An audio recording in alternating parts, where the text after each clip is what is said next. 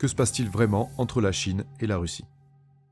Pékin termine la construction du pipeline Force de Sibérie, reliant Shanghai au champ de gaz de Russie orientale.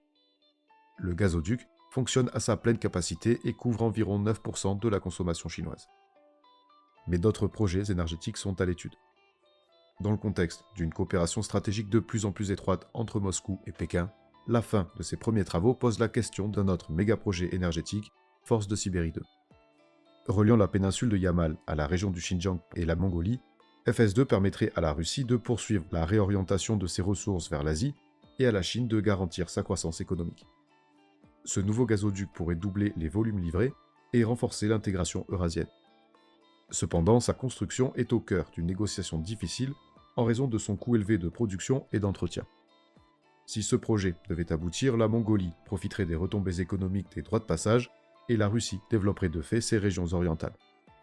L'ensemble des sanctions imposées aux Russes peuvent-elles encore empêcher le développement de ces projets?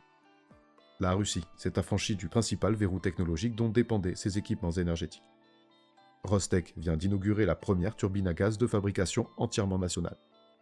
Le pays bénéficie donc d'une réelle autonomie stratégique et de matériel de pointe.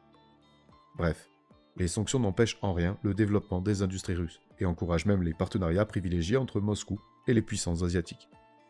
Ces nouveaux projets d'infrastructures énergétiques accélèrent la bascule du pouvoir économique de l'Occident vers l'Orient. Aujourd'hui, notre tour. Avant, c'était beau. Après, tour États-Unis. Et aujourd'hui, nous.